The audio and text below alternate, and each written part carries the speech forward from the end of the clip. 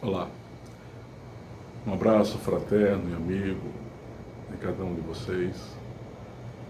Eu sou Josian Tor, ou estou Josian Tor, aqui em nosso canal da Reflexão Filosófica. Heráclito de Éfeso costumava afirmar que da luta dos contrários nasce ou nasceria a mais bela harmonia. O conflito, a guerra, a beligerância, a autocracia disfarçada de processos democráticos, o culto à personalidade como forma de dominar as mentes e impor uma cultura hegemônica, isso partindo de qualquer viés ideológico, o uso de armas, a necessidade cada vez mais de impor pela força ou de impor por um processo de persuasão que destrói e retira a capacidade individual de pensar. Tudo isso é o que nós poderemos chamar de o homem beligerante, o homem voltado para a manutenção do seu status quo sem levar em consideração o outro.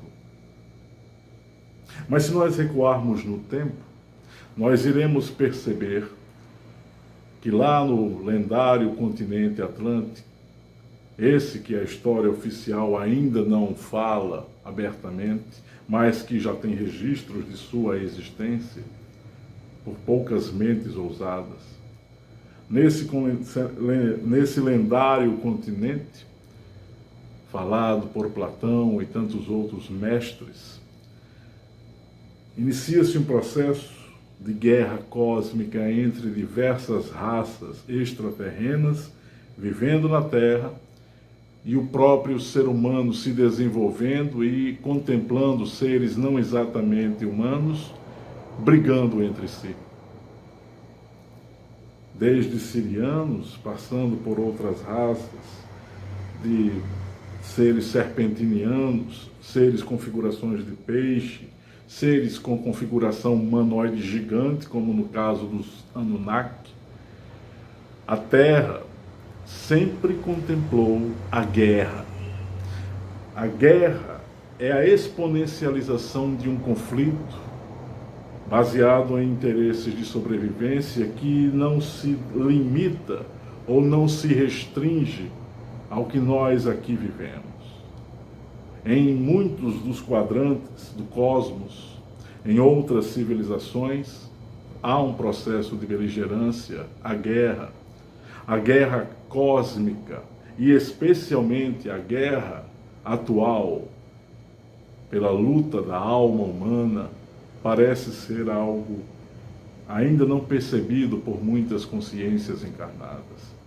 Estamos vivendo um período difícil na Ucrânia, com toda essa expectativa de uso de armas nucleares, mas há milhares de anos atrás, no Mahabharata, no Mahayana, em textos sumerianos, nos textos das guerras das pirâmides, no texto 1 e 2 das guerras das pirâmides, fala-se ou falava-se em uso de armas que poderiam rasgar o céu vindo dos deuses.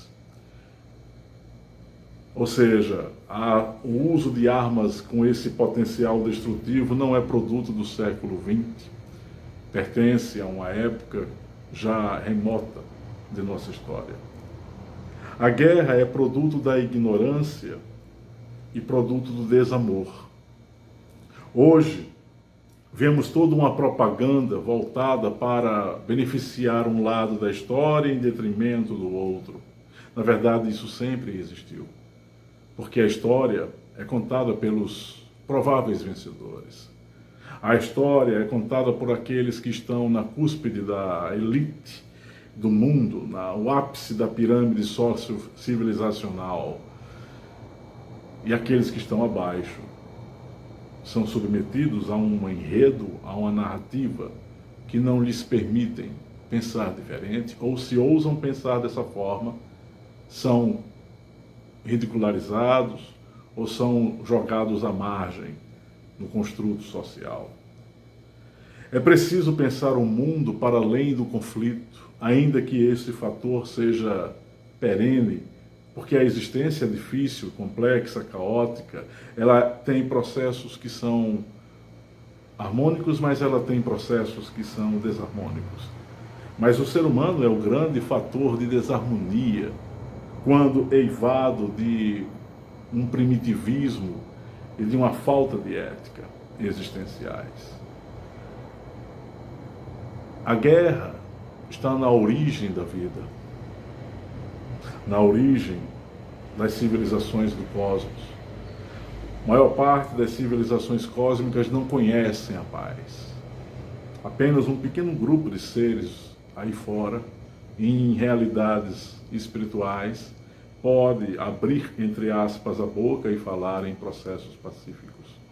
Isso porque o tipo de mentalidade que, entre aspas, roda no contributo mental, no contributo psíquico dos seres extraterrenos e extrafísicos, não é baseado no vetor da convergência harmoniosa, mas na divergência beligerante, ou seja, no conflito, na luta e na necessidade de destruir. Não haverá paz se nossos corações tiver espaço para o ódio. Isso já foi dito, isso é fácil de falar. Mas eu estou ficando cada vez mais melancólico. Pessimista não, mas cada vez mais realista ao perceber que a natureza humana é profundamente infectada pela necessidade do conflito, pela necessidade de destruir e o prazer que isso advém. Penso que somente aqueles que ousam se debruçar por uma busca mais efetiva da verdade, não olhando o outro como um inimigo, mas como um parceiro do contributo existencial, somente esses poucos poderão despertar. Aliás, as doutrinas ocultas do mundo falam que em grandes eras ou em grandes períodos cósmicos, poucas são as consciências que conseguem abrir os olhos e produzir e financiar uma soberania espiritual. Há uma guerra cósmica em curso, não falada pela mídia, não falada pelos historiadores oficiais, e que tem a ver com o domínio da psique humana e que precisa ser devidamente conhecido ou conhecida por cada um de nós. Isso começa no período Atlântico, com a destruição das últimas 2 ilhas, com o uso de tecnologias avançadíssimas que tinham por objetivo acabar com a raça humana, ou pelo menos deixar um pequeno contributo de seres humanos aqui vivendo sob as rédeas de alguns supostos deuses que queriam domesticar a mente humana. Há uma guerra cósmica velada que tem por alvo transformar o ser humano em um ser bestial, longe da sua espiritualidade, e que não tem nada a ver esse termo com ideologias ou agremiações espiritualistas. Aliás, estas, atualmente no Ocidente, estão fadadas a desaparecer num período de 40, 50 anos. Se nada for feito, se o ser humano não resgatar aquilo que é essencial para o seu processo evolutivo, estaremos perdidos, entre aspas. É preciso caminhar ao lado da luz para afastar as trevas que existem dentro de nós. Faço um convite a você a pensar no amor maduro, no nível de consciência que pensa a vida, e não o conflito, e não a guerra. Reflita, pense, promova dentro de você um espaço para ideias nobres e elevadas. Saia da inércia da qual você se meteu.